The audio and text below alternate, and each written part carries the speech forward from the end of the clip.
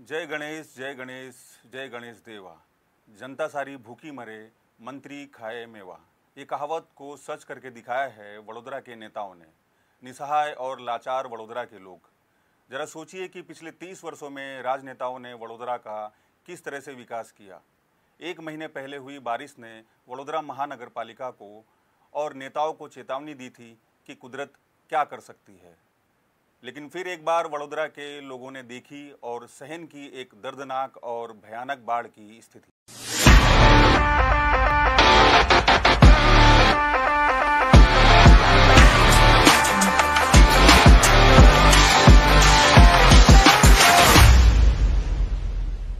नमस्कार, आप देख रहे हैं युग अभियान टाइम्स और मैं हूं आपके साथ जितेंद्र यादव। 26 अगस्त जन्माष्टमी के दिन वडोदरा में 13 इंच जितनी बारिश होती है और उसके बाद वडोदरा शहर के सभी इलाकों में पूरी तरह से जल भराव के दृश्य सामने आते हैं। शहर के मध्य में से गुजरती हुई विश्वामित्री नदी का रौद्र स्वरूप किसी से छुपा नहीं है। लेकिन सवाल यह खड़ा होता है कि वडोदरा में आई हुई इस बाढ़ के पीछे जिम्मेदार कौन है। क्या यह सच में प्रकृति का कहर है या फिर वडोदरा के नेता और महानगर पालिका के कुकर्मों की सजा वडोदरा के लोगों को मिल रही थी। क्योंकि यह सिलसिला शुरू हुआ साल 2005 में आई भयानक बाढ़ से। उसके बाद 2006, 2008, 2010, 13, 14, 19 और अब 2024। लेकिन आज तक सरकार इस समस्या का कोई हल नहीं ढूंढ पाई। गायकवाड़ शासन के दौरान भौगोलिक स्थिति को ध्यान में रखकर वडोदरा नगर की रचना की गई थी। सन 1886 में वडोदरा शहर में 30 जितने तालाब और 150 जितने छोटे मोटे नाले हुआ करते थे, जिसमें से बाढ़ और बरसात के पानी का निकाल हो जाता था। इसके अलावा विश्वामित्री के किनारों पर बड़े नाले हुआ करते थे, लेकिन अब इसमें से 13 तालाब और 80 नाले गायब हो चुके हैं। इन तालाबों और नालों को भरकर रास्ते बनाए गए और इमारतें खड़ी की गई, जिसका उत्तम उदाहरण है भीमनाथ तालाब को भरकर वहां आवास योजना बनाई गई। शहर में भयंकर जल भराव हुआ और लगातार 3 दिन तक वडोदरा वासियों को तकलीफों का सामना करना पड़ा, जिसके लिए शहर में आयोजन के बिना हुआ विकास और वडोदरा महानगर पालिका का मिसमैनेजमेंट जिम्मेदार है, ऐसा कई लोग कह रहे हैं। बाढ़ का ट्रेलर तो पिछले महीने ही वडोदरा के लोगों ने देख लिया था। 24 जुलाई के दिन हुई 14 इंच बारिश ने ही वडोदरा को तहस नहस कर दिया था। एक दिन की बारिश में वडोदरा के सभी इलाकों में जल भराव हो चुका था। लेकिन कुंभकर्ण की माफिक सो रही महानगर पालिका और नेताओं की आंखें खुली नहीं और फिर एक महीने बाद वही हुआ जिसका लोगों को डर था। एक महीने के दौरान पानी कहां भर गया, कहां से आया, विश्वामित्री में पानी के अलावा पानी कहां से आता है, विश्वामित्री के प्रवाह पथ में क्या बाधाएं हैं, कहां बाधाएं हैं, कहां संरचनाएं रोक रही हैं नदी का प्रवाह, उनकी जांच की गई होती और 20-25% भी स्थिति में सुधार हुआ होता तो आज वडोदरा को यह दिन नहीं देखना पड़ता और ना ही वडोदरा वासी रोते। प्री मानसून कार्य के नाम पर करोड़ों रुपया खर्च करने वाली महानगर पालिका बारिश के पानी का निकाल नहीं कर पाई, जिसका भुगतान वडोदरा वासियों को करना पड़ा। क्या आपको लगता है सच में महानगर पालिका ने प्री मानसून कार्य के पीछे इतना खर्च किया होगा? क्योंकि अगर बारिश के पानी के लिए बने नालों को साफ सफाई भी अच्छी तरह से की जाती तो शायद वडोदरा शहर में इतना जल भराव ना होता। वडोदरा शहर में अगर विश्वामित्री नदी के किनारों के जगहों की बात करें तो हरनी, समा, कारेलीबाग, फतेहगंज, सयाजीगंज, अकोटा, मुजमोड़ा, वड़सर, कलाली में बाढ़ की वजह से स्थिति इतनी गंभीर थी कि आर्मी को रेस्क्यू ऑपरेशन के लिए इन इलाकों में उतारा गया। Vadodara police, fire department, NDRF और आर्मी के जवानों ने मिलकर हजारों की संख्या में लोगों को इन इलाकों से रेस्क्यू किया। लेकिन कई ऐसे इलाके थे जहां कोई भी तरह की सहायता लोगों को नहीं मिल पाई, जिसको लेके लोगों में बेहद रोष भरा हुआ है। इन इलाकों में कुछ जगह ऐसी भी थी जहां बाढ़ में फंसे लोगों को 2 से 3 दिन तक खाना और पानी भी नसीब नहीं हुआ।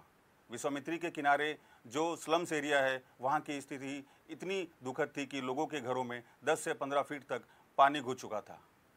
बहुत सारी सामाजिक संस्थाओं ने बहुत सारे इलाकों में लोगों तक खाना और पानी पहुंचाने का सेवा कार्य भी किया। और एक घटना ऐसी भी हुई कि एक व्यक्ति की लाश 2 दिन तक घर में रखनी पड़ी। वडोदरा के प्राणी संग्रहालय में कई पशुओं के मौत भी हो चुके हैं। कई इलाकों से अनजान लोगों की लाशें भी मिली और निर्दोष गौ माताओं की मौत के लिए कौन जिम्मेदारी लेगा, यह भी एक बड़ा सवाल खड़ा होता है। जब पता था 26 की रात में स्थिति इतनी खराब हो सकती है, बेजुबान जानवरों को क्यों पहले से कहीं और स्थानांतरित नहीं किया गया। वडोदरा में आई हुई बाढ़ इतनी भयानक थी कि असंख्य 2 व्हीलर और 4 व्हीलर गाड़ियां इसमें डूब गईं। ऐसा लग रहा था कि खिलौने की हजारों गाड़ियां पानी में तैर रही हैं और सरकार ने नुकसान भरपाई की जिम्मेदारी बीमा कंपनियों पर थोप दी। अगर ऑटोमोबाइल सेक्टर में नुकसान की बात करें तो लगभग 800 करोड़ से भी ज़्यादा का आंकड़ा सामने आ रहा है। और जब बात आई लोगों के घरों में और दुकानों के हुए नुकसान की, तब सरकार की तरफ से गृह मंत्री ने ये कहा कि इसका सर्वे किया जाएगा और उसके लिए कितना समय लगेगा वो भी नहीं बताया। इतना ही नहीं, वडोदरा के युवाओं को लाल बस में भरकर 500 भुगतान पर अहमदाबाद नगर निगम की जैकेट पहनाकर इस भ्रष्ट नगर निगम ने ये दिखाना चाहा कि ये अहमदाबाद से आए हुए लोग हैं। शहर में बचाव कार्य के लिए पर्याप्त नावें नहीं थी और आपातकालीन प्रतिक्रिया केंद्र में 25 मोटर बोट धूल खा रही थी। देखिए इसके बारे में सामाजिक कार्यकर्ता क्या कह रहे हैं। वडोदरा महानगर કોર્પોરેશન જે કહેવાય છે આવા દુઃખદ ઘટનામાં પણ અવસર કમાવાના છોડતા નથી। આ ભ્રષ્ટાચાર જુઓ, અમદાવાદની ટીમ આવી, સુરતની ટીમ આવી એવું કહીને વડોદરાની જનતાને મૂર્ખ બનાવે છે। આ બધા યુવાનો વડોદરાના છે, એમને જેકેટ પહેરાવી દીધા અમદાવાદના અને એમને એવું કીધું કે તમને કોઈ પણ પૂછે કઈથી આયા તો એવું કહેવાનું અમદાવાદથી છે। 3-3 હજાર રૂપિયા જ્યારે એમના ચોપડા પર બિલ ભૂલાશે, એમને 500 રૂપિયા હશે, 2500 રૂપિયા એક કટકી ખાવાના છે। વડોદરા મહાનગર સેવા સદનના ભ્રષ્ટ લોકો બોલો અમારી પોતાનો જે ખાઈ ગયા છે એનું શું કરશો તમે? છે એનો કોઈનો હિસાબ? અમારા સ્મશાનો ખાઈ ગયા, અમારા તળાવો ખાઈ ગયા, અમારા કોમન પ્લોટ ખાઈ ગયા, અમારી ગૌચરો ખાઈ ગયા। છે આનો હિસાબ આપશો તમે? કેમ આયા છો? વડોદરાની जनता પોતાનો ન્યાય પોતે। पानी का जलस्तर कम होने के बाद सबसे बड़ा खतरा मंडरा रहा है मगरमच्छों का। वडोदरा के कई इलाकों से बहुत सारे मगरमच्छों का रेस्क्यू किया गया।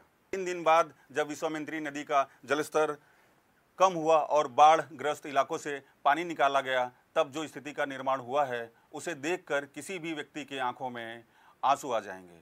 लोगों के घर का सारा सामान तहस नहस हो चुका है।